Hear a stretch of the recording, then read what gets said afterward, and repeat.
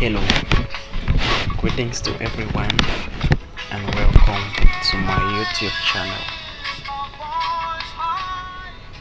Today we're going to be looking at a complete solution to medicine preparatory exams. It's going to entail biology, chemistry, physics, general knowledge, and French. So get for yourself a suitable study environment in which you're going to watch this video till the end, alongside with your notebook or your jotter and a pen, so that you're going to study throughout. This is how it's going to be very effective if you really want to grab the maximum you can get from this video of today. You can simply do it this way. I will display the questions first, like in biology. From question 1, I will display the first question.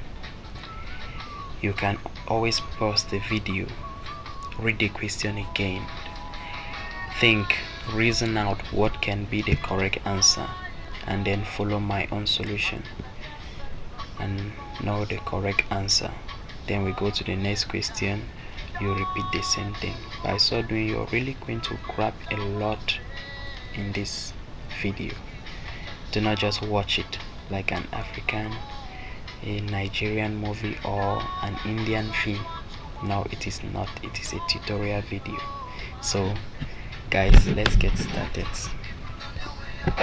Like I said, we are going to be working with medicine exams, success in medicine, and this is a sample of our pamphlet that is composed of past questions and answers in medicine. So if you're interested to do FMBS, Faculty of Medicine and Biomedical Sciences, University of Yaoundé 1, FMBS, University of Garoua, FHS, University of Bamenda, FMPS, University of Cham, FHS, University of Buea, and so on, you can join us. You can get to me. These are my contacts.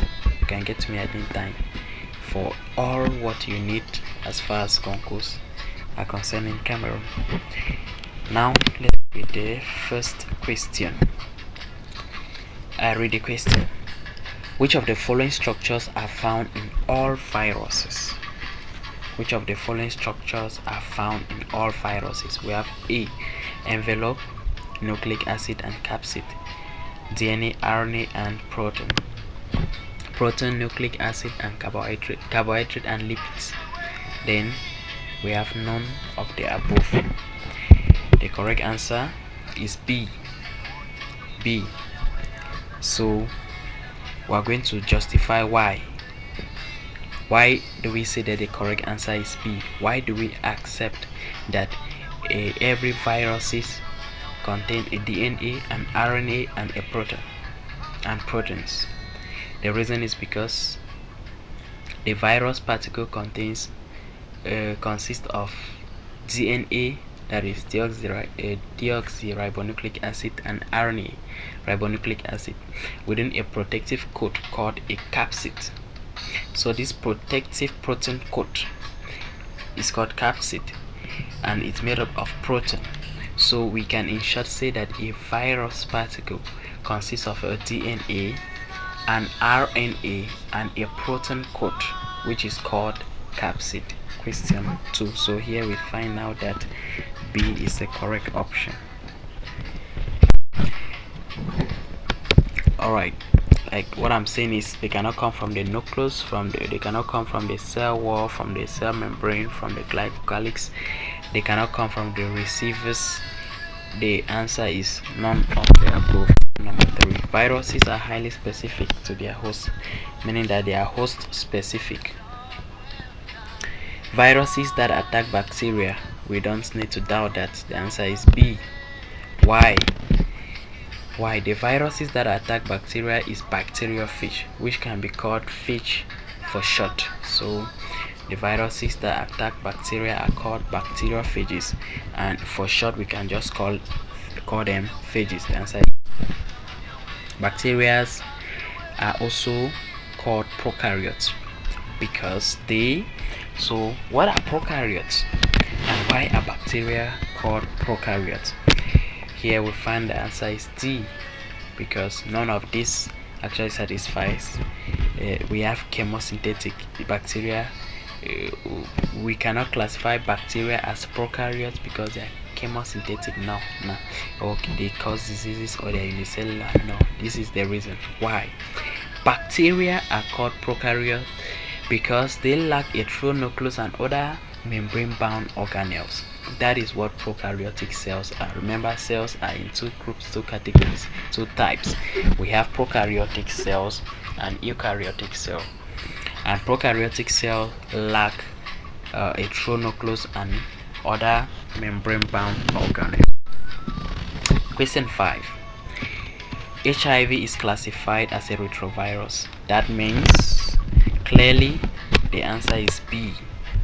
It transcribes its RNA genome into a DNA genome.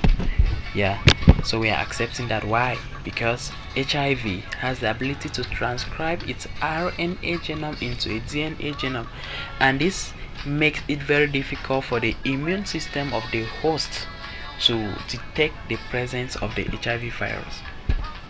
So that is why we say it is a retrovirus. Question 6.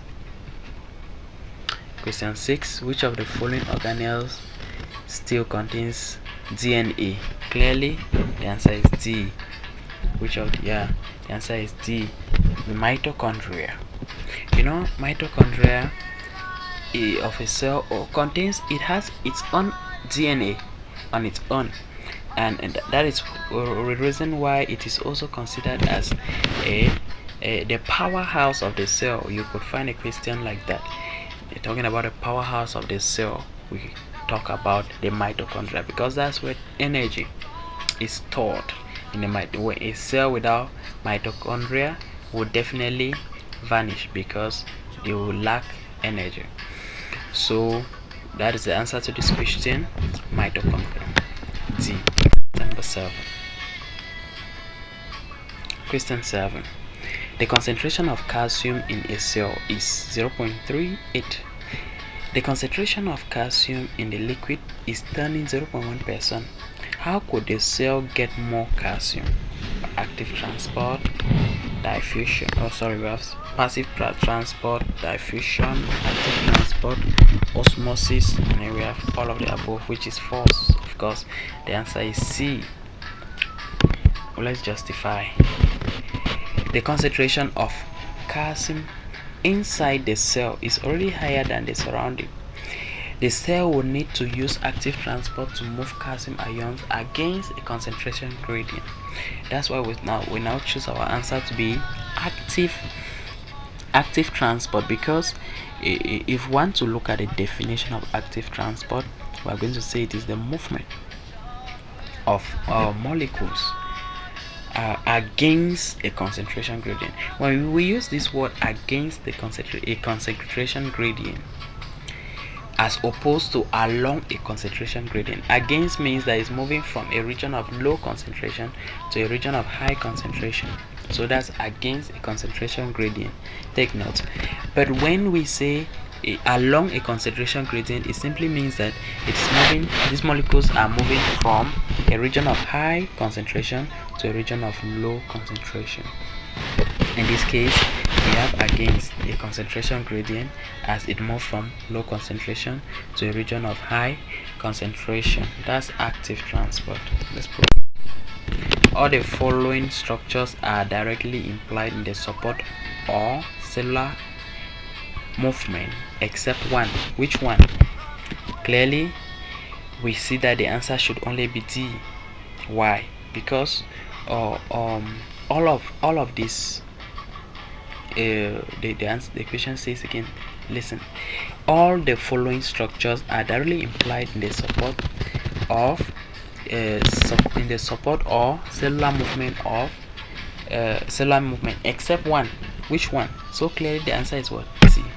Because first and foremost, all the four options above are not even functioning in the support or the cellular movement, and so none of them actually functions in that. Let's see the why. The lysozymes is involved in breaking down material.